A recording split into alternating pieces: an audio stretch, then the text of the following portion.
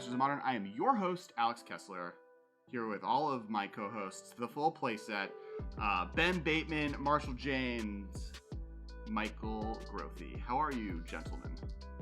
Good. What's going on? Great. We're reviewing cards, so I like the playset. Yeah. We are continuing to review cards. Last Monday, we previewed our official free preview card from Wizards of the Coast. Definitely check that out. It was Ghostly Pilferer. We'll talk about it at some point again. We also have some ideas for deck lists that we might get into a later episode, or maybe for the hot take next week. So keep an eye out for that, either in this episode or next week.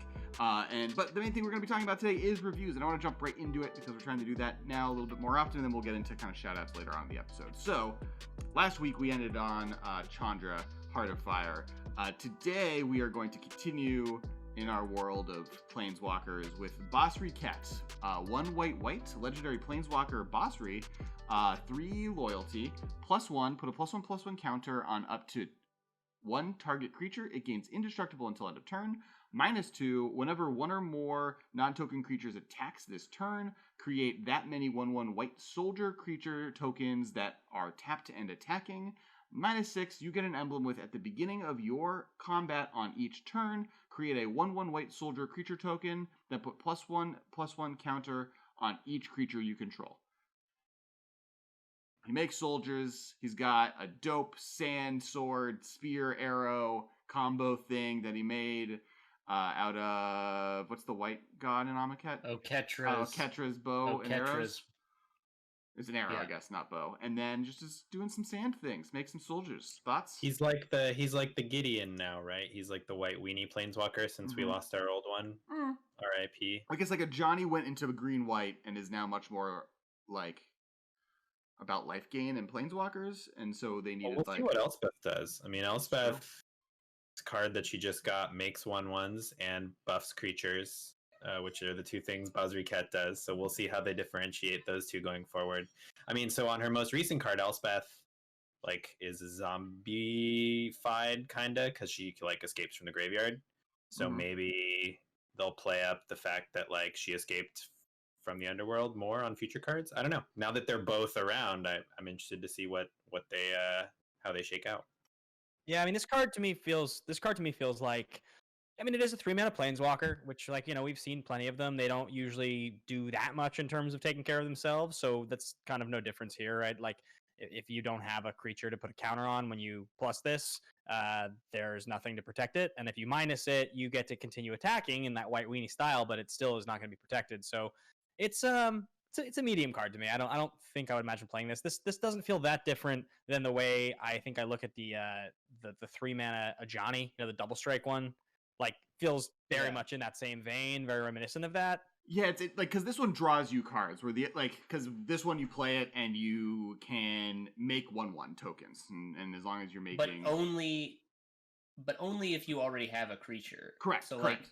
But the other Johnny, the real medium part about Basri is if you top deck him when you have no board state, he does nothing at all. I guess what he ticks up towards ultimate. I wouldn't say that he does nothing, right? Because, like, he has an ultimate that is probably going to win you the game, if not, like, put you in a good position. So the fact that you can come down, if you just got your board swept by Anger of the Gods or something, and you play this and you plus, you're, like, working towards rebuilding, you know? And I was saying in comparison to a Johnny, right? Because a Johnny also does nothing other than build to an ultimate if you play him with no creature in play. His two abilities are a creature gets a +1/+1 counter, or a creature gets flying and double strike. But if you don't have a creature, neither of those do anything. The difference, though, is between the two is a Johnny gets a lot of damage in if you have a creature. Basri Kess gets you more creatures in play, so is a little bit better if they're able to get rid of him than the other Ajani is, but is less powerful up front than the other Ajani is. And like Ajani wants you to have one big creature that you're going to flying and double strike, and this guy wants you to have just like a big pile of 1/1s. I mean, also from the perspective of like what most decks would have. I mean, and from a modern perspective, it's a little different, but like, unless you're playing like 1-drop, attacking with this guy to get 3 1/1s, more than likely your deck has played a creature at this point, you know, maybe 2 creatures. So you're probably attacking and making like a 1/1. I mean, It's like not that special. As like a card in Soul Sisters, though, this does help you just kill your opponent better than that deck sometimes has trouble with, because you could play like one Soul Sister, Soul Sister, Soul Sister, Soul Sister, Martyr of Sand, Soul Sister, and so you now have 3 1/1s in play, and then this lets you turn those 1/1s into an army of. Like, you don't want to run those into blockers. Like Soul Sisters is like almost a control deck in that they like are gaining a bunch of life and playing towards a late game where they just like attack you with 6/6's flying lifelink, and you can never kill their creatures because they're bringing them back and they have 35 life. And well, it's a 9-point life swing is why I guess one of the reasons you could do that, because you get the 3 token triggers before blocks happen. Sure. And if you have 3 Soul Sisters in play, and they have no blockers, and well, if they have blockers, you still get the tokens, but you lose your Soul Sisters. But you gain the life. It seems loose. I mean, I guess in the Martyr proc version of this, where you're getting back creatures, maybe, but not in the traditional like the more aggressive Soul Sisters version. I don't know. This card's fine. I don't think it's that special. I think some of the other Planeswalkers are better. All right, next card, Village Rites, 1 black, instant. As an additional cost to cast this spell, sacrifice a creature, draw 2 cards. I love this. This is one of my favorite cards in the set, actually. So, like, we've seen this effect so many times for 2 mana, and it's always, like, bad in every format. But I think making that card twice as good is exactly what it needs to, like, be relevant, perhaps even in Modern. Like, 1 mana, draw 2 cards is good. Obviously, this costs more than that. Like, you're not playing this on turn 1. But the fact that, like, you can respond to a removal spell with this to just straight up draw 2 cards, or you can sack your, you know, Doomed Traveler or your Kitchen Finks or something, or your, you know, creature that you want to get in your card. You can sacrifice your Bloodghast to this, or your Prized Amalgam, or your Narcomoeba, or, you know, you can sacrifice your Narcomoeba, draw 2 cards. I don't know that this is a dredge card. I feel like it's too clunky for them because they need, like, turn 1 card draw to get going. But I just think that this, like, for only 1 mana, this is like exactly what this effect needed to be playable, and they've like printed multiple different like Altar's Reap variants that just like don't ever get there, and this is like finally it for me. And Altar Reap has seen some amount of fringe play in places like Standard, right? So this is a card that, like, if this is ever going to be playable, it's this card, because it's never. Right. I don't think they can print this draw 3 cards. Like, I don't think that card is legal to like. I don't think that would be a fair card to have exist. So merely Ancestral Recall. Yeah, I think Altar's Reap is like your classic. That's your classic, like, there's a limited strategy that's like super into sacrificing and triggers and resurrecting, and everybody plays it as card number 23, and that's the extent of what it gets.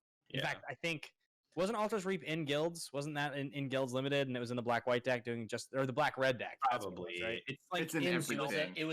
It was a version of it. Yeah, the effect is like pretty popular. Effects are always like, oh, I'm the sacrifice deck with a bunch of active treasons, but I didn't get enough sacrifice outlets. I guess I'll play an Altar's Reap. Like, well, I think what this card does, what this card feels like, is when you imagine like some new card being printed and you see some clever combination of 3 cards, like, you know, posted on Reddit, where someone's like, if you play these 3 things together, something crazy happens. This costing 1 is what a card like this needs for that to be a thing. Like, it costing 2 was never going to be a part of some chain that was going to get you crazy value. It costing 1 means this is that extra slot that's going to fit in, that's going to push something over the edge. We're going to hear about it, and it will be very, very impactful. Like, that's what it feels like to me, right? It's the difference between like 2 mana Faithless Looting and 1 mana Faithless Looting. Why Faithless Looting was so good. Right, exactly. Yeah, Tormenting Voice is not tearing up Modern. Faithless Looting had to get banned. And I think that it would have had to get banned even if it didn't have flashback, or at the very least it would be incredibly strong even if it didn't have flashback. But like 1 mana, the blue version of it is a legacy staple still, even with Faithless Looting existing, right? Right. I mean, truthfully, honestly, and this is probably a little wonky to think about, but like those old Mardu Pyromancer decks that were sacrificing and using Faithless Looting to get tons and tons of value and like lots of tokens, this card actually fits into those decks in that slot really nicely, like with Lingering Souls and like Young Pyromancer. With Pyro, right? Because you just sacrifice the token, you get another token. You do like the Cabal Ritual trick. Seems nuts. Not Cabal Ritual, the Cabal Therapy trick, like in Legacy, where you're like sacrificing your Young Pyromancer token, but you get another one, so it's free basically. Yeah.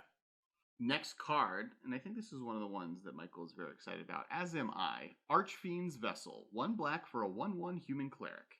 It has lifelink. When Archfiend's Vessel enters the battlefield, if it entered from your graveyard or you cast it from your graveyard, exile it. If you do, create a 5/5 black demon creature token with flying. Yeah, so this is the creature that you can play on turn 1 and then sack to village rights. Yeah, that's true. Mm. And then you And play then Soren, you 4 can mana claim Soren. fame it. Favorite. You play Soren, -1 him, bring him back, get a 5/5. Or use Ben Bateman's special claim Yeah, fame. same. Claim fame, man. I mean, think about that. On turn 1, Archfiends Vessel. Turn 2, Village Rights. Draw 2, claim fame, put it into play, make a 5/5. On turn 2, I'll take a 5/5 and 2 cards. That sounds insane. Draw into the claim fame. Yeah, you've drawn. Oh! You've drawn 3 cards that turn. The fame, and then the 2 cards you drew off of that, and you have a 5/5. And also and for later in the game, like half a card. well, and also fame can make this a 7/5 haster later in the game if you pull that same move that's going to gain you 7 life. That's nothing to sneeze at. I think that's really good, actually. I think this is like definitely an argument for claim fame being a card. I agree. No, I'm like, we're like kind of joking, but like that thing I just described right there of like middle of the game top deck claim fame, I'll swing for 7, gain 7 off of my 1 card I just drew. Well, like for 3 mana, strong. And not to mention like this, it's a 5/5 flying, not lifelink. They'll fly. The demon doesn't have lifelink, so you don't gain 7. Oh, gotcha. But you can fame the like an extra Archfiends Vessel that's just like stuck in play to make it a 3/0 lifelink. You can also like I can see this very easily just hanging out with the god, the Elder Titan I never remember the name of, not Uro. Yes, Kroxa. Yeah, Kroxa. Yes, like Agreed. just like a red black aggressive graveyard claim fame / unearth deck, just as like a thing that could exist. Rolling off that, Village Rights is a great thing to sacrifice your Kroxa you just cast to, which is another spice. Like turn 3, Kroxa and sack it to Village Rights seems like pretty sweet value. I'm such a big fan. And then I'm also a big fan, still on Village Rights, but a favorite of the podcast, Dreadhorde Arcanist. Oh yeah. I anytime a 1 mana spell that is good comes around, I'm thinking about Dreadhorde Arcanist. And the fact that Dreadhorde Arcanist and Young Pyro and Seasoned Pyro hanging out in the same deck with Village Rights. Yeah, so discarding this to like Seasoned Pyro seems great also. I mean, that's the thing is like you really want this in your graveyard. So Village Rights is one way to get it in your graveyard that's easy. And like perhaps other kind of unearthed decks with sacrifice outlets or something. Like that maybe deck could like also creature combo decks playing Viserys here, but like you can just discard this or mill it and then reanimate it. I mean, like Luris can reanimate this, for example. That was probably something that was meant for standard that was maybe too strong. Yeah, that's it. I don't know. Standards. It's insane that Luris I can't speculate on standards. and this were since Oko expected was to supposed be exist linked, at the same time. But you could play with Luris in this deck, right? We haven't actually set a card that costs more than 2 mana. I'm about to, which is Archfiends Liliana, Vessel, right? But it's like so nutty with Luris. We Not lost to Ben. mention like R.I.P. Ben. Call of the Death Dweller, which is like in standard. That's what people are going to be doing with this in standard now, I think, and maybe also playing it with Luris. But like that's something you could do in modern. Like Call of the Death Dweller might be good enough for modern. It reanimates 2 creatures. If you have enough good things, Soren isn't a bad card. Like being able to like just like tick up and down to keep getting 1 and 2 drops back, especially stuff like Archfiend, where you can like sacrifice Archfiend's Vessel with the Archfiend tutor for a way to get it back. Yeah, like a lot of the white reanimation hits it, right? So like Rally of the Ancestors for 1 hits it and you get a 5/5, or like the Return to the Ranks hits it. Proclamation of Rebirth, and you can Ranger of Eos for it, or Ranger Captain. So maybe there's like a black-white, value, like 1 mana reanimator thing. I don't know. Both Village Rights and Archfiend Vessel are definitely 2 of the cards I'm very excited from this set. And I will say, like, this set's awesome. Like, there's just such a large stack of cards that I'm excited about. There was talking about conversation in the MMcast Facebook group, like moderator chat, about how like, is this the most powerful core set since like Alpha Beta era? Which I like pointed out that M11 exists, and that set is stacked to a degree that is insane. It has like. Is that true though? But like the M11 really powerful stuff, because like M11 obviously had Lightning Bolt, which is great, but it was a reprint. I mean, it had Prime Time. It like has the Titans, which are like nuts. Here, I'll bring up. It has Preordain is another card that was printed. I mean, Mana Leak was brought into standards for the first time. I actually made a list and decked. So Ornithopter, Birds of Paradise, Llanowar Elf, Sarah Ascendant, Viscera Seer, Ajani's Pridemate, Fauna Shaman, Squadron Hawk, Steel Overseer, Obstinate Baloth, Baneslayer Angel, Elvish Archdruid, all the Titans, Elixir of Immortality, Lightning Bolt, Preordained, Silence, Tome Scour, Voltaic Key, Mana Leak, Pyretic Ritual, Pyroclasm, Cultivate, Jace Beleren, Whisper Silk Cloak, Day of Judgment, Leyline of Anticipation, Sanctity, and Void. And then I have a sideboard of like secondary ones. And of those cards, the ones that were printed in the set for the first time ever, Sarah Ascendant, Viscera Seer, Ajani's Pridemate, Fauna Shaman, Squadron Hawk, Steel Overseer, Obstinate Baloth, all 5 Titans, Elixir of Immortality, Preordain, Pyretic Ritual, Cultivate, and Leyline of Anticipation, and Leyline of Sanctity. Yeah, I mean that's a pretty bonkers set. I mean, I guess only time will tell on some of the stuff we're seeing printed here. But yeah. That is pretty insane for M11. I mean, Origins was pretty powerful too, right? Wasn't that like a really good one? Yes, and like there are good core sets. Like I think the joke is people think core sets aren't good, and then they end up often having very powerful things. M11 is just exceptional, and partially due to a few different cycles, but and the fact that Scry, it was like the first time they ever got to play with Scry in the way that they did there, so they came up with stuff like Preordain and Viscera Seer. This was the first time they put in the set. They loved it. Then they put it in another set, and then they were like, "Let's put it in another set." And they're like, "You know what? We keep putting this in sets. Let's just make." But I feel like Future Sight doesn't count as the debut of anything, right? That's fair. Yeah, they were predicting M11 from the past. M11 was the future at the time. Fair. Protection from converted mana cost 3 or greater. Anyone? That's a thing that happens once in a while. Okay. We got protection from even or odd mana costs in Ikoria, right? Yeah. Totally. Fortify. Anybody want to talk about Fortify? All right, let's keep talking. Next day on the thing. The next card is Joriel I'm gonna have so much trouble with this card. Joriel Wanvoli Recluse. Green 1. Now this card is sweet. Legendary creature. Ahead, yeah, let me read it.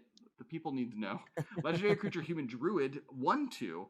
Whenever you draw your second card with each turn, create a 2/2 green cat creature token. 4 green until end of turn. Creatures you control have base power and toughness XX, where X is the number of cards in your hand. So it makes 2/2s and it has a rampant overrun effect on the top end. So I think cards like this, they fit like a very, very basic mold. And I think we all have like been around Modern long enough to kind of acknowledge this. You basically have cards like this that either cost 2 mana or 3 mana. When they cost 3, they're almost entirely unplayable. They're very, very hard to make playable. When they cost 2, they tend to have a lot of upside, right? And this can be the same argument for basically lords in most tribes, right? Like Drogskol Captain, not good enough. Supreme Phantom, good enough. Right. If you want to be a 3-mana lord, you need to like be a combo piece. You need to be like Archdruid or Mara Regery that like kind of go infinite by existing. But this card, as a 1/2 for 2 mana in green, like you're now thinking like, okay, I can build a blue-green tempo deck where every cantrip makes me a 2/2. That's fine. Like I will trade my 1/2 for 2 mana for your removal spell if that's what is required. But also, I think as a base card here that starts to play with the other, when you have drawn your second card each turn things that have been printed, most of which are not really good enough, having a 2-drop that gives you lots and lots of like gas now means that some of those cards are like more interesting to look at. In standard right now, we have Unlikely Alliance, which makes a fairy when you draw your second card.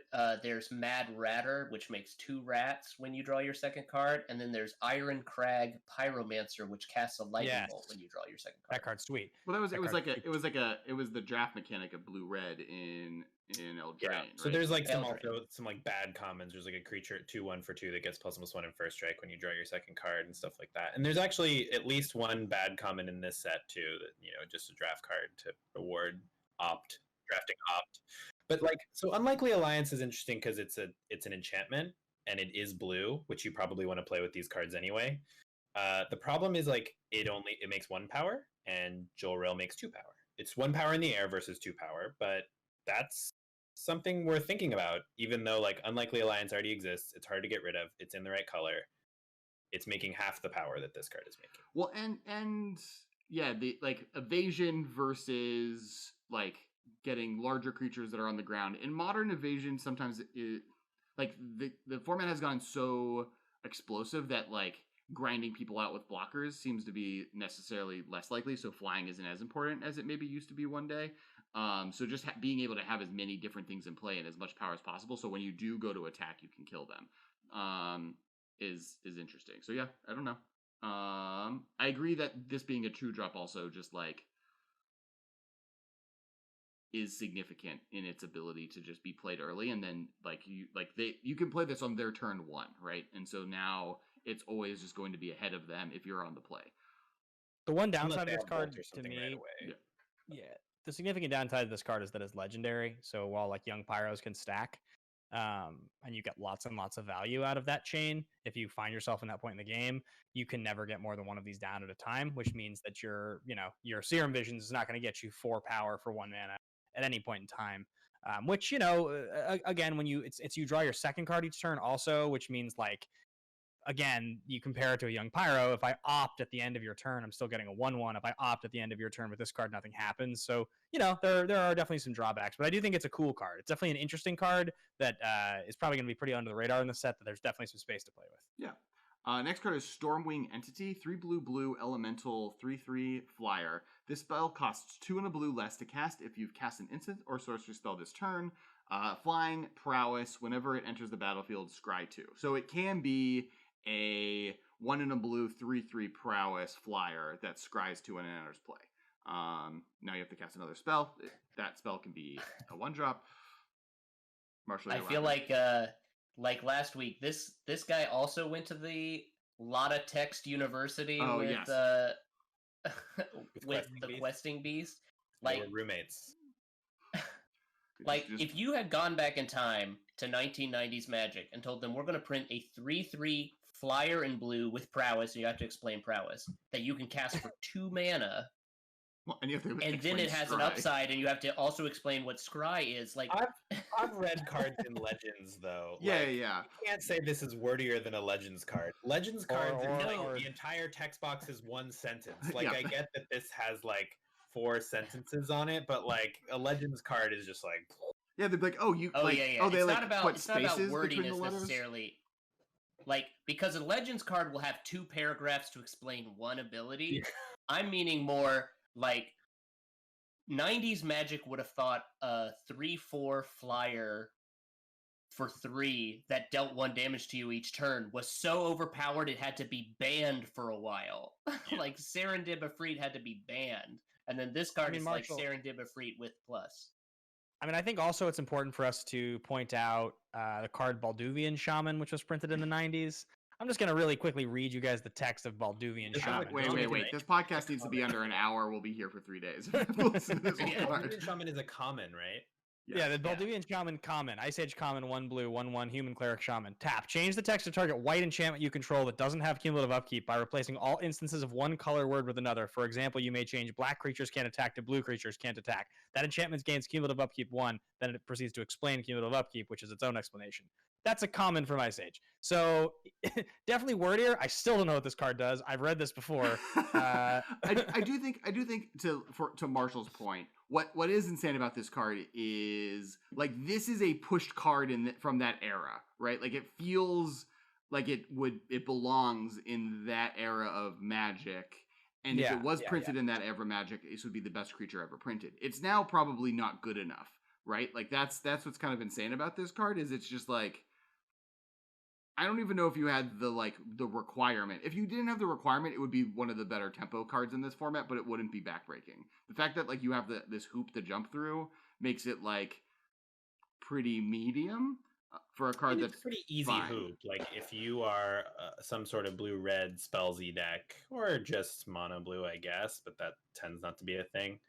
But you bolt their creature and play this on turn 3, or you opt and play this on turn 3, or you Serum Visions and play this on turn 3, or whatever. I mean, and what's nice is that it scries when it enters the battlefield. So if you tap out for it, which you probably are because you want to get it down as soon as possible, and you need to play a spell before, it's vulnerable to bolt because the prowess can't happen yet. So they bolt it. It is not vulnerable to Fatal Push ever. But if they bolt it right away, you're not that sad because you scryed 2. You got value. Assuming scry 2 is, somewhat equivalent to drawing a card, you've gotten your value's worth out of this card and it did nothing. Now, if they don't have the bolt, you're untapping with a huge flyer that gets big because you're playing a deck with a bunch of spells. Yeah. And I think the card also plays to get this into play earlier. You can flashback. No, flashback Lava Dart on turn 2 seems terrible. You sack a mountain. I don't know. You can no, but you can't. But you can cast a. But you can cast a gut shot. And I was thinking, I was looking at this card and I was wondering, we haven't really had Delver decks in Modern in a while. Like the philosophy of Delver was you stick a powerful invasive creature and then you use tempo plays and removal to protect it, and it goes the distance. And this guy kind of feels a little bit like a Delver style. Like you just stick this one threat. Your opponent never wants to point a lightning bolt at it, especially once you've shown them one gut shot, because then it's like nobody wants to be blown out by gut shot a prowess creature.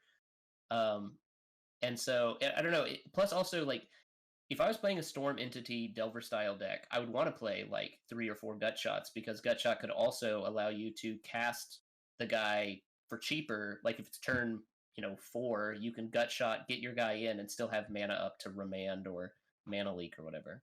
Hey, Marshall, you're talking about this plays well in a Delver style deck. You know what effect Delver of Secrets really likes? It's Scry. You know what else Delver really likes? It also likes you to have lots of instants of sorceries. It's also blue. So in my mind, I'm thinking about this card. Who's to say that on turn, and if we're playing free spells here, if we're playing gut shots or even mutagenic growth, honestly, because if you're going to mutagenic growth this guy, it turns it into free giant growth because of prowess. Effectively, if you're playing the right style of deck, turns it into a free lightning bolt, which on turn 1, you play a Delver. Maybe you just mutagenic growth your Delver on turn 2, attack for 3 if it hasn't flipped already, and then get this guy down for 2 mana. Then you definitely flip it. I mean, I like the idea of this playing with Delver of Secrets. That seems like a really good 1-2 punch.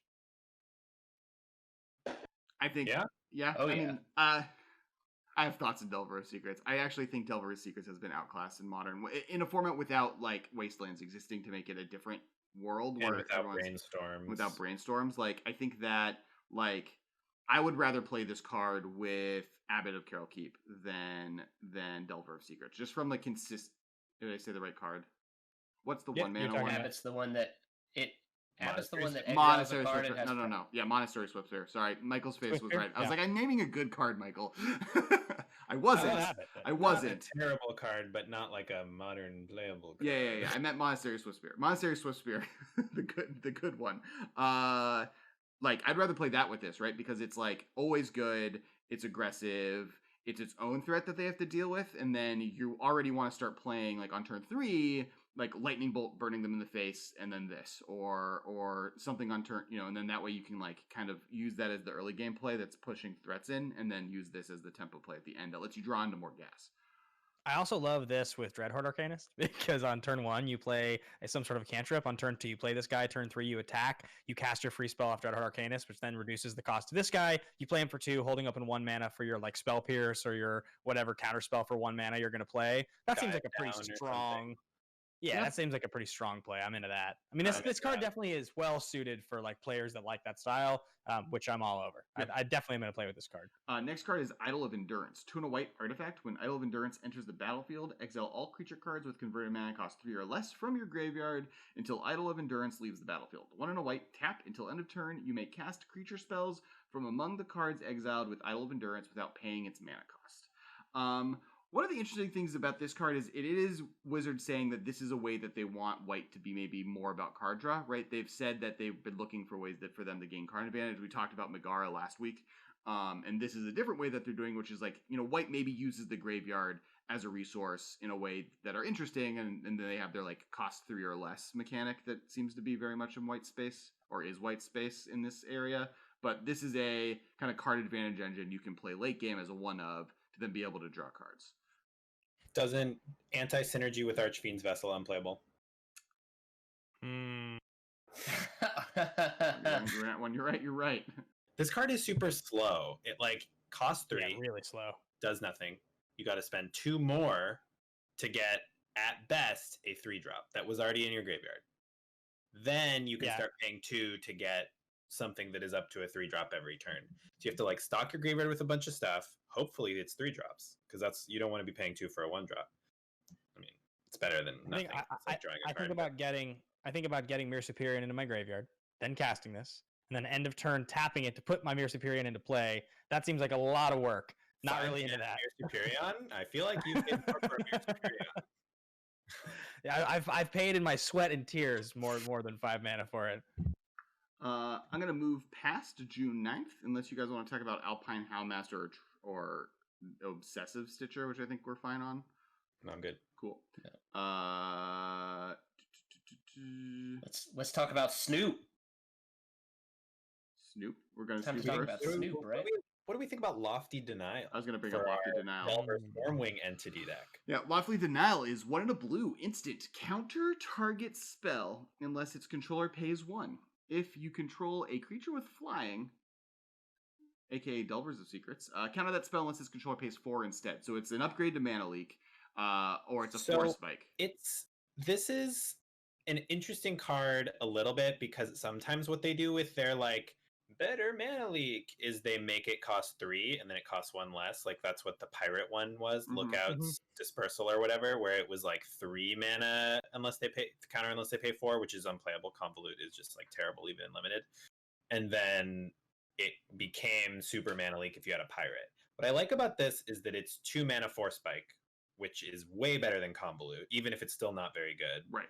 And then it upgrades to better Mana Leak. So it's like more playable on its face than say Lookouts Dispersal, which makes me like look at it as something I might be a little bit more interested in. And then you just need to be playing this with cheap flying creatures like Delver of Secrets or Stormwing Entity or I think this is a card that in Modern, I think I would rather play with other ones that exist, but in places like Pioneer or Historic, like other non-rotating formats, this becomes more interesting.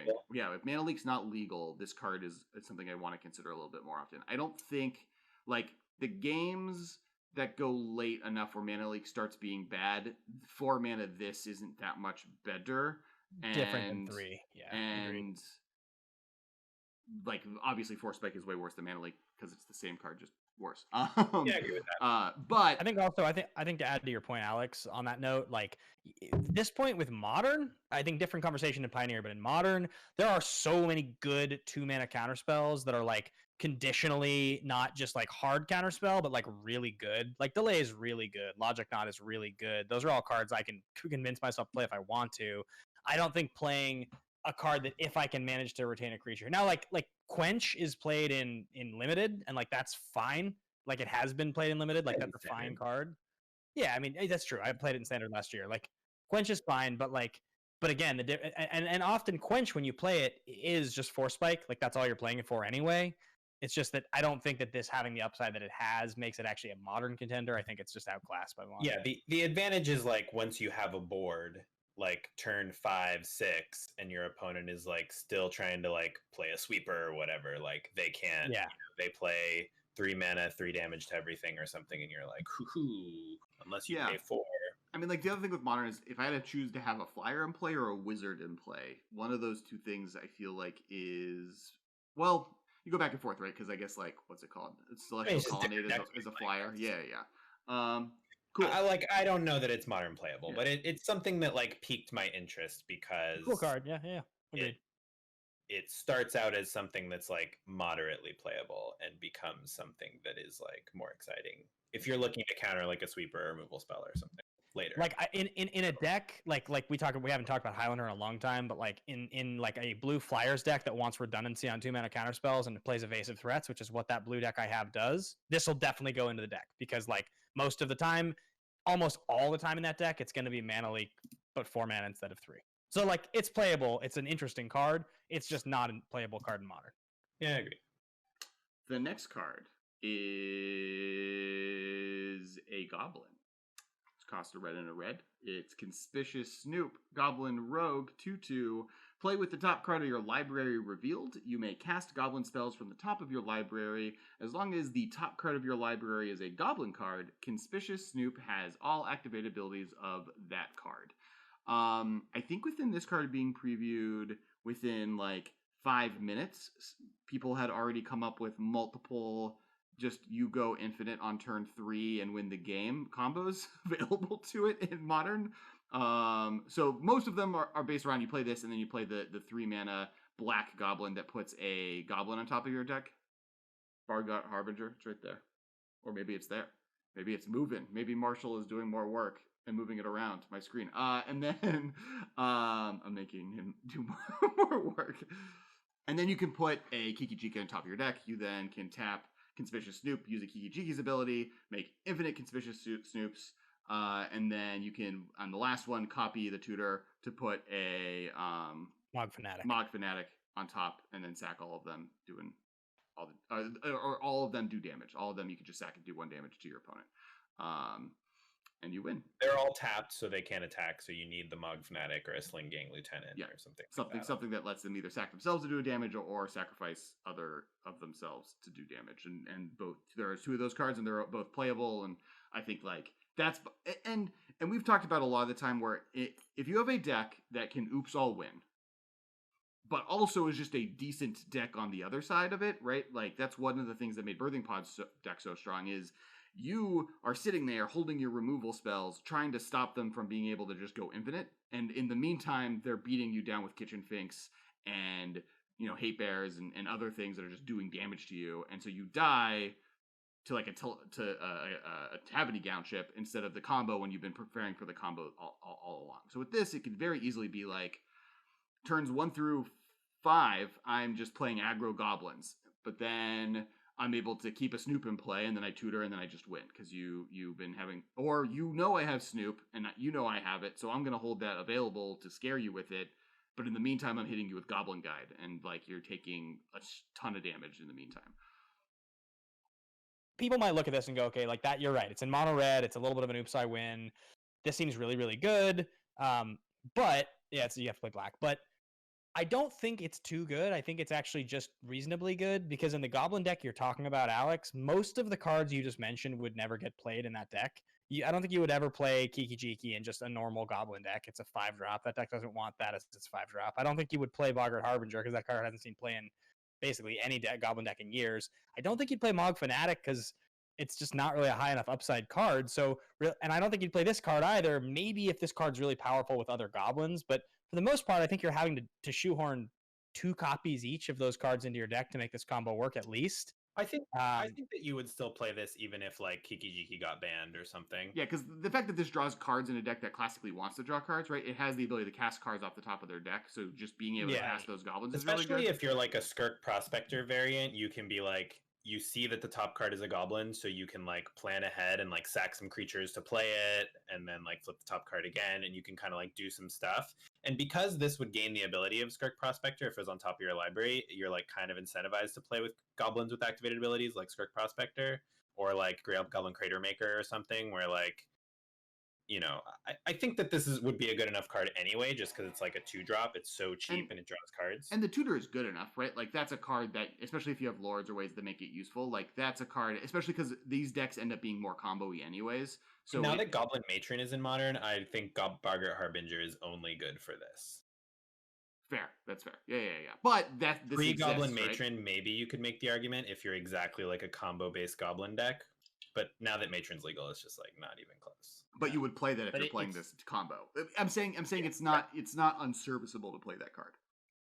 I think the nice thing about this is we've seen some like as soon as Modern Horizons came around and added in, but between Modern Horizons and M20 adding in like Pashalik Mons and Matron and stuff like that, like I've really liked seeing the sort of tier 2 but still competitive various Goblin builds, and they come in mono red, red green, Jund, because you can also run the that Putrid Goblin plus Grum Gully means you have like an infinite sack outlet, and so there are some people, and you would play just like one-offs of the various combo pieces. You're playing like 4 Prospector and 4 Goblin Chieftain, and so your deck can just play as like Goblin Beats.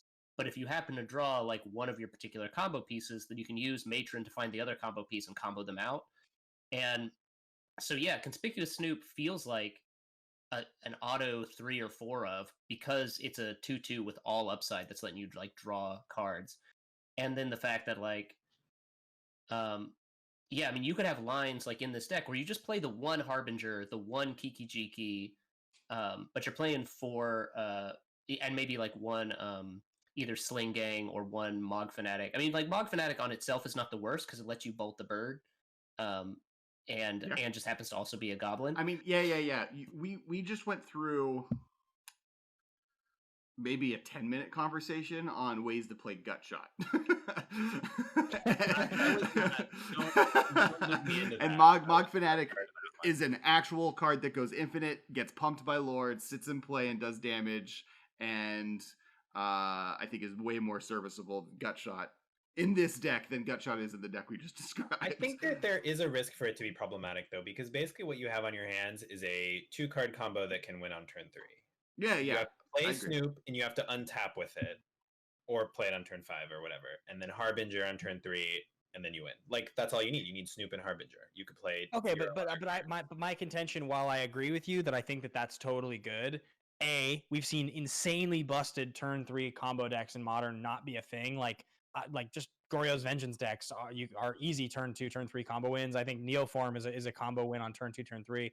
If I play my guy on turn 2, and on turn 3 I try to resolve my Boggart Harbinger to go get and then I just bolt your 2/2, and now you've searched for Kiki Jiki on top. In fact, you get Kiki Jiki first. It goes on top of your libraries. Now you're down a card. And then I just bolt your 2/2.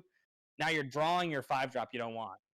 So that's all I'm saying is you put yourself down a card searching for your Kiki Jiki. Now it's on top of your library, and like you don't really want to draw Kiki Jiki in that situation unless you have another Snoop in hand. So now probably all I've done is bolted your creature, and my game plan's fine, or pathed or pushed or whatever. So like I'm not saying it's not good. I'm just saying I don't think it's a problem. I think it's just a good thing for Goblins to have. I'm excited about it. I think it's cool. I'm saying it's like it has the potential to be a problem. Well, admittedly, this is not a blue deck that you're playing it in, so you don't have blue disruption. You could be playing Thoughtseizes and or Duresses in this deck to protect your combo, but like it remains to be seen. And I think that there is a chance it could be problematic just because it's so fast and it's only 2 cards.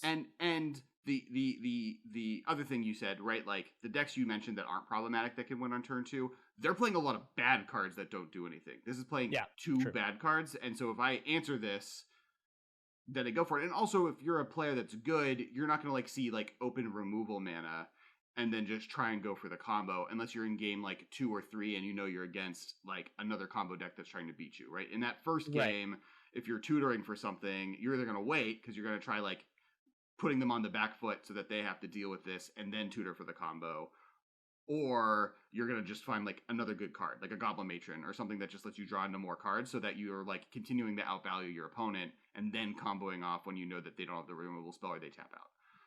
And a lot of those cards require more than 2 cards, really. Technically speaking, Goryo's Vengeance only requires Greaselbrand and Goryo's Vengeance to win. But they also have to get the Greaselbrand in their graveyard, and they have to draw well with the Greaselbrand because you're not guaranteed to win just because you have a Greaselbrand in play. And Neoform is kind of the same thing. You have to draw well off your Greaselbrand, but you also need 1-drop Neo or Allosaurus Rider Neoform, but you need green cards in hand, and I mean you need 3 cards, right? 2 cards and lands is all you need. You need literally nothing else. Yeah. And both of those cards can just do not the combo. Right? Right. Goryo's Vengeance does nothing unless you are similar to Splinter Twin in that you have a functional deck that can just kill your opponent if you never draw your combo, or you can kill them on turn 3. Right, because and Splinter Twin's a great example too, right? Because I could play that and then they could just bolt my bird and then I'm stuck with a 4-mana enchantment that does nothing. But in this situation, you get stuck with Kiki Jiki, maybe at the worst case scenario, but most of the time you just have a good other creature that you can beat down with and they wasted the removal spell. I'm going to go to the next card because we have a lot of cards to go through. So, Frantic Inventory. 1 blue, instant, draw a card, then draw cards equal to the number of cards named Frantic Inventory in your graveyard. Yep, love it. So this is accumulated knowledge, except it only counts your graveyard instead of also counting your opponent's graveyard for some reason, like accumulated knowledge. And accumulated knowledge was not in Modern, correct? It was that answered a question I had, which is why didn't they just reprint accumulated knowledge? Because counting your opponent's graveyard is dumb and bad. I mean, I get it was the way that you designed Magic cards back then, so no shade to R&D at the time. But given modern design technology, this is the way to go. So it's just a cool card draw engine. It's also a good card draw engine in decks that are self-milling themselves for value. Not necessarily Dredge, because I think that doesn't need help in this variety, but decks that have some type of graveyard synergy that are trying to get some cards in their graveyard just adjacently, then having this available as a way to draw cards. Also just if people are looking for a 2-mana card draw engine in Modern, this does a pretty good job. You can just have this, hold this up, cast this at the end of your opponent's turn. The first one you just draw a card, but then the second one you draw 2, the third one you draw 3. It does compound in a way. it's a classic draw go card, right? Where you're just like never tapping out. You always have mana up. You're not just like jamming some planeswalker on turn 5 or whatever, like, or turn 4. You're just like holding up mana every single turn, and you're killing your opponent slowly with something ridiculous, like old control Magic, you know. But like, and modern has like insane cards like flash 3/1s for 3 mana that you have in draw go strategies that are also counter spells or do something anyway. So yeah, I mean, this strikes me as like a mystical teachings card. Like that's the closest thing I can think of as a modern deck that like would be interested in something like this, or like a wilderness reclamation-y type situation. Yeah, and decks like that out on your turn and also have all your mana untapped on your opponent's turn. But like mystical teachings, you know, you can tutor for another one of these to draw more cards, or you can like, you're just like holding up tons of mana every turn. Your opponent never knows what you have, and then you're like, is it a counter spell or whatever? And you're like, no, it's just draw a card.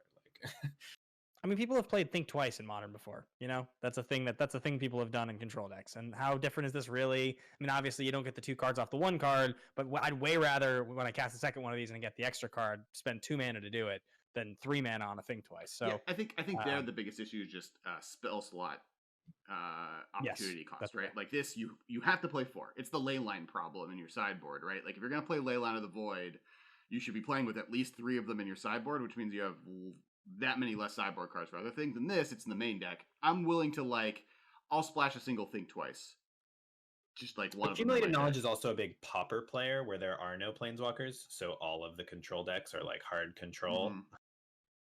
With, you know, with Pestilence WinCon or whatever.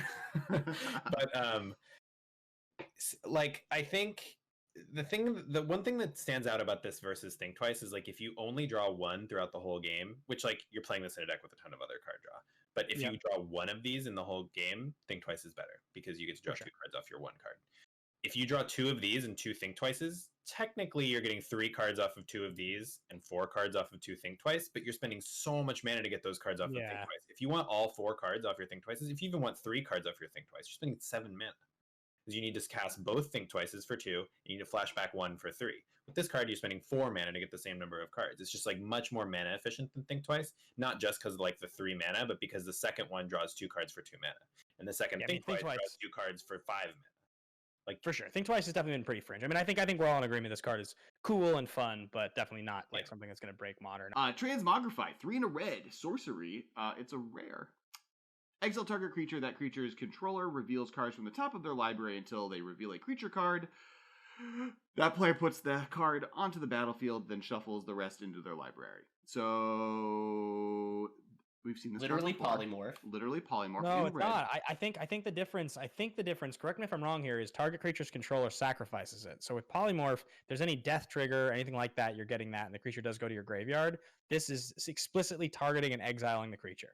Yeah, so that's true. It never goes to the graveyard. It is no longer there. That's the one major difference, which is a very red effect compared to blue. That the main use for polymorph is targeting your own token. So in that regard, it's exactly the same. But it's true that if your opponent has something you really got to exile and you just don't care what they hit off their library, it exiles it, which is better. Yeah, but on the other side, the thing that is interesting is like, now you don't need blue, right? And it's kind of like, is there a version of this deck that maybe just like is better if you don't have to splash blue or play blue cards to maybe pull it off? And maybe there is. There are more token generators in other colors, and so this maybe works better in those colors to get an Emberpool into play. I would say that if you are a combo deck looking for one specific card to execute your combo, you should play blue. But you could play 8 polymorphs because you could play 4 of these. That's true. 4 polymorphs. Yeah, it'd just be blue-red. Like a blue-red version of this deck we're speculating about. Because we're already seeing Luca, the new Planeswalker, whose minus is basically a version of Transmogrify. It's showing up a lot in Historic, which, while not quite Pioneer or Modern, is a thing to keep an eye on to see what might shake out. Luca's seeing play in Modern and Pioneer. It's in all the places. Well, there you go. So it feels like he's not. Anytime you're going to play Luca, wouldn't you rather play Transmogrify? It's 1 cheaper. No. The advantage of Luca is it does cost 1 more mana, but it you can play creatures in your deck with Luca. Like with Transmogrify, you need literally 0 creatures. Like if you were playing 4 Llanowar Elves to get your combo off faster, and you Transmogrify a Llanowar Elf, you might hit another Llanowar Elf. Because Luca requires the card just to be more expensive, right? So like if you have 1, 2, and 3 drops, as long as the 3 drop is a creature you sacrifice with Luca, you can get Emrakul. So I think what we're seeing more often with Luca is like 1 drops and 2 drops, but you can just play a deck full of 1 drops and 2 drops, and you just have to make sure that when you Luca a 2 drop, then you'll always get your Emrakul because you have nothing that costs more than 2. Yeah, so they are different decks. Now the difference though, and I think Luca is better than both of these cards. Like I think he just has outclassed Transmogrify and the blue one that I'm forgetting the name. Being of. a turn faster is like legit though Sure. in formats where this is legal, right? Like in Modern and Pioneer, like being a turn faster is like super important. Like you're giving up a lot to do it. Except that Luca's mostly seeing play with like Llanowar Elf effects, right? Like it's normally being ramped into. I just don't think that this is adding so much to Polymorph that it's going to become a player out of nowhere, but it's certainly like a fringe deck that you can enjoy, and being a turn faster is relevant. Next card is Fiery Emancipation. 3 red. Enchantment. If a source you control will deal damage to a permanent or player, it deals triple that damage to that permanent or player instead. How do we feel about the word triple? Okay, first of all, this is like the Wendy's Baconator, right? It's just like extra bacon. Like I like read this card and I'm just like, ah. But like my thought when I look at this card is I would never cast a 6 mana red enchantment in Modern unless I was trying to do something so clever. But on the other hand, the scalability of the damage is so nuts on this card that like think about it from this perspective. Let's just pretend that there are no other cards in your deck other than a stupid 5 mana dragon and this card. And your dragon probably has haste. Okay? That's it. There's nothing else in your deck except for mounts. You're playing Stormbreath Your opponent Dragon. can't figure Yeah, Stormbreath Dragon. Now, it's very unlikely that you're going to resolve your dragon on turn 5 and this on turn 6 and just attack twice. But if you did, you'd do 20 damage. Well, not even that. And on a similar note, you need the Thunder Mahal the Convoke red do 4 damage to target creature or player. You cast this and you just tap whatever creatures you have and you just damage someone for 12 to their face. Yeah, I think this card is a very great commander card. Yeah. It's a very great brawl card. And that's it. Is it too good for those 2 formats, though? Like, Nyx Bloom Ancient, I would argue that Nyx Bloom Ancient has made my Magic experience worse overall. Yes, I think this card is similar to Nyx Bloom Ancient in that it is extremely boring and lame in formats where it's good and unplayable everywhere else. I will say I like this more than Nyx Bloom Ancient due to the fact that what it's making good in those formats is classically not good versus Nyx Bloom Ancient. I mean, instead of just being like, whoo-hoo, I draw my whole deck and play all my cards, like with what people do with Nyx Bloom Ancient. Instead, it's like, I play this and I win. I mean, like... Yeah, that's fair. You scoop it up and you play the next one much quicker, but the end result is the same. All right. So, before we get into the rest of the set review, and we're running a little low on time, but I think we have a little bit of time because there's been some technical difficulties. I do want to thank the people who prevent us from having any more technical difficulties than we already have. That is our patrons. They, obviously are the main way we're able to do this podcast. They support so many different features of it. Definitely please go check it out. It's patreon.com/theMMcast. Big special shout out to the Nobles of House Modern. That's a special tier that you can donate to that we will read your name. And we do kind of a private chat with you guys before the podcast starts. And so pinky's up to you. Pinky's up to the Nobles of House Modern, Cam Albergini, Brandon S. Russell, and Andrew Kelso. Thank you guys all so much for your support in the Patreon. There's lots of cool tiers, everything from the Storm tier down to the Dredge tier. There's lots of fun stuff on there, so go check it out. Yep, and make sure people that are watching right now subscribe and like all those things down there, those buttons. Press them. Cool. Next card. Do you guys want to talk about? Can I go back one? Yes. I don't think Heartfire Immolator is modern playable. It's a 2-mana 2/2 human wizard, prowess. Pay 1 red, sacrifice it. It deals damage equal to its power to target creature or planeswalker. But I do think that, like, if we're talking Pioneer or Historic or something that, like, has a little bit shallower of a card pool, this is, like, a good card. I mean, it's a 2-mana 2/2 with prowess, which is good. And then the ability is, like, good also. And it's a wizard. So, like, if you're looking for playable wizards in your Adelies Pioneer deck or whatever, or Historic, or it like Wizard is a very relevant creature type on a prowess creature because like you kind of want a critical mass of prowess creatures in a Wizard deck because you're like playing tons of spells along with your creatures, and you need each creature to pull its weight because you don't have that many of them typically. And prowess is one way to do that because you're like playing this, and then you're like, Wizard's Lightning, getcha. And then the ability to like blow up creatures or planeswalkers is good, I think. I mean, for only 1 mana to sacrifice this. I think that it's a card that's like a little bit under the radar in a lot of ways because like it's awkward in Standard because you can't trigger prowess enough times, and it's awkward in older formats where you can trigger prowess enough times because it's like a 2-mana 2/2. But I think in the in-between formats where like in Historic you have enough 1-mana cantrips, and in Pioneer you probably have enough 1-mana cantrips, maybe the power level's there that if you're playing some sort of Adeliz style deck or even just any other Wizard deck. I know a lot of Wizards deck just kind of throw Adeliz to the side and play just Wizard's Lightning, but I think it's definitely worth a look there. Yeah.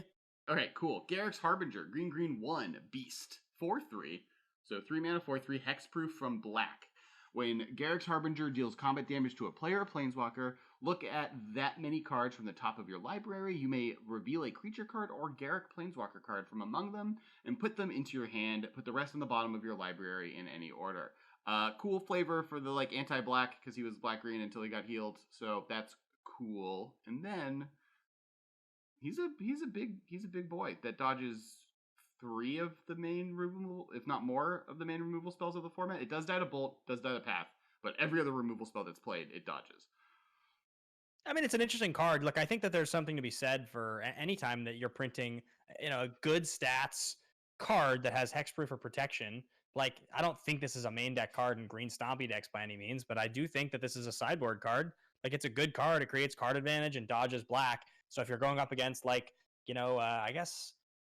I guess it can get bolted, so Grixis Shadow, it's probably not the best, but like is there any decks that play just push, not red, and play black? I mean, those black-red. Okay, so those black-red decks, the Croxa decks that people play with, like either the claim fame ones, right? Like those decks, he's probably pretty decent against. But they play bolts, I guess, right? They're still playing those. Like that's kind of the big problem.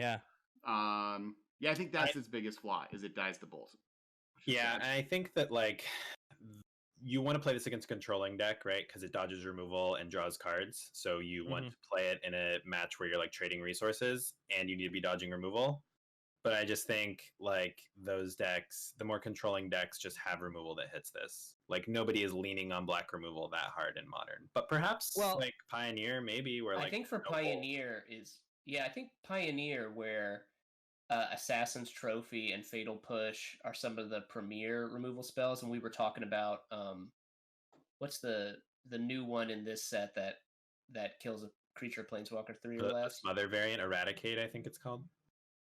Something like that, yeah. That sounds Eradicate. Like none of those can hit the Harbinger. So I think I was thinking more in like Pioneer where we don't have Bolt available. A lot of the best, there's no Bolt and there's no Path in Pioneer. So the 2 removal spells that it's most vulnerable to don't exist. And like Murderous It can still be bounced by Teferi. So it feels like Garrix Harbinger might be like a really solid player, even in main decks, because a 4-power creature that draws you a card every time it hits, no matter, and it can hit while hitting planeswalkers too, which I think is, I really appreciate whenever a creature's attack trigger can trigger when attacking planeswalkers also. Yeah, there's been a lot of times where like I play a Rankle and they have a planeswalker, like a Teferi or something, and I'm like, I guess I have to kill this stupid Teferi instead of getting my value. I mean, I think also like just from the point of view of I think you're right, Marshall. Because even if Modern was to return to some of those black-green decks, not black-green X, but just the straight black-green decks, where their main removal is going to be Abrupt Decay and then Fatal Push and things like that. Even those decks are playing Liliana, so like their Lily can still make you sack this guy. So he feels creature in your deck, right? Like you're playing this in like kind of a stompy style deck, or at least a mid-range deck where you have like you played this on turn 2 off of your Llanowar Elf. Yeah, I get it, but they probably have Tarmogoyf and Scavenging Ooze, and they can block. I still think like this is a card you bring as a sideboard card against those decks, and if I'm bringing a sideboard card against that deck, I don't know if Garrix Harbinger is going to be A, the best option, and B, a card like those decks have to be a significant piece of the metagame for me to and for Jund to just not want it to exist, or even Abzan to not want to exist, for me to like have this be my sideboard card against that strategy. Well, we're talking like for Pioneer or something. Sure, Pioneer's different. Yeah, I don't think this is really a modern card. I was thinking more this for Pioneer. I'm gonna move to the next card, if that's okay. Vryn Wingmare downshift uncommon is cool. Yeah, that's cool. It's now on uncommon. All right, so this will be our last card. Garrix Unleashed, 2 green, legendary planeswalker Garrix, +1 up to 1 target creature gains +3/+3, gains trample until end of turn. -2, create a 3/3 green beast creature token. Then, if an opponent controls more creatures than you, put a loyalty counter on Garrix Unleashed. And then a -7, you get an emblem with at the beginning. At the beginning of your end step, you may search your library for a creature card, put it onto the battlefield, then shuffle your library. So this card's, it's cool. Garrick's back. We had a cool conversation. Was that live, or was that just in our lives, Michael, on like, what is Garrick's design space now that Vivian exists and Nissa exists, and where does he fall in that world? I forget if that was on the podcast. That was recorded or not. I don't know. That's like my one big question. That much outside of recording now that we're not like seeing each other every day. So chat, let us know if you're hearing a repeat on this conversation. As far as the card goes, I think that it's fine. I don't think this is a mod. Like, I think if I'm going to play a 4-mana Garrix, the original one, I think is much better. Yeah, I'm only excited about this card for Commander, because his +1 is pretty relevant in commanders that are like aggressive but don't have trample. I'm excited to put this in my Kogla the Titan Ape commander deck, because Kogla wants ways to get trample. Yeah. And all 3 of his abilities are not irrelevant if you're playing a green stompy style commander deck, but I don't think this guy does really anything that any small deck can format really wants. I get that like not every planeswalker can be a winner because there's so many of them printed, and I think this one is not a winner. Yeah. I think like the other one is Garrix Tribal, right? Like we now have at least 2 incentives planeswalkers that want Garrix. I guess Garrix Harbinger, and now some other Garrix cards, but that want multiple Garrix in play. So this does. It's just Garrix, the Eldraine Garrix, right? Yeah, the one that green. like puts a counter on each Garrix you control. This one does cheat Emrakul into play, right? It's just what you have to be playing a deck that's playing this and wants to put Emrakul into play, and Luca's around. Yeah, I agree. I don't think this is a big winner of the set. All I was going to say was that the last place this card rings to me is every time a Planeswalker gets printed, I always look at the Ultimate, because doubling season, like what can you do with a doubling season Ultimate Planeswalker? And this does work as the final piece in the doubling season Jace chain, because if you Ultimate Garrix when it comes down, you're protected against some sort of unforeseen bizarre wrath effect because you have the emblem. So now even if they manage to get rid of everything you've done on your huge turn somehow, now, end step, you search for your Emrakul or whatever, and then even if they get rid of it on their turn, and the next end step, you just get another Emrakul, or you get Emrakul back in theory. That's actually fair. And it's mono green, right? Like, of all of the, like, before Huatli was red green, right? Or was it one of the red green? Yeah, Huatli was red green, and then mono blue. Samut. It was Samut that could do it with red green, that could get it. And then Jace was blue, so you had to play blue green. So this just lets you play those 2 cards, and then you can choose whatever other cards you want to play, or just be mono green, which might be better. I think then you could just be Jace like Architect of Thought is so much better than this card. Just take the damage from your lands. I agree. Well, because with Jace, like you get a million things, and like probably like you're playing multicolors, and like Nahiri just like wins the game for you as your last Jace one. Is like a reasonable 4-mana planeswalker that you could like play in a format and not be embarrassed. Yeah, you play it and you draw a bunch of cards, and you make it so none of their creatures do as much. Like you like at least gain 6 life because they have to kill it, and all of their creatures get -1/-1. All right, now, all right, so that's it for the review. Make sure to check out the hot take next week. We go into Garrix and the difference between Garrix and Vivian and where their design space is. It was a really cool conversation. Big thank you once again to all of our patrons. Thank you all the people that are listening and following.